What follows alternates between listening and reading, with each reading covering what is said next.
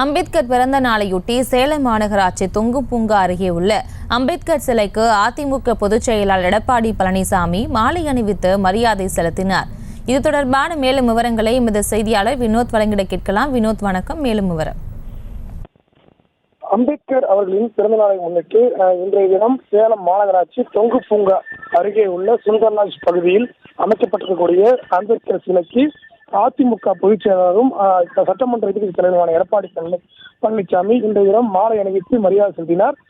இந்த நிகழ்வின் போது சட்டமன்ற உறுப்பினர்கள் மற்றும் அதிமுகவின் முக்கிய நிர்வாகிகள் என ஏராளமானோர் பங்கேற்றார்கள். இன்று காலை இல்லத்தில் புறப்பட்டு வந்த அவர் சுந்தர்ராஜ் பகுதியில் அமைக்கப்பட்டுள்ள அம்பேத்கர் சிலைக்கு தனது ஆதரவாளர் மாலை செய்வித்து மரியாதை செலுத்தினார்.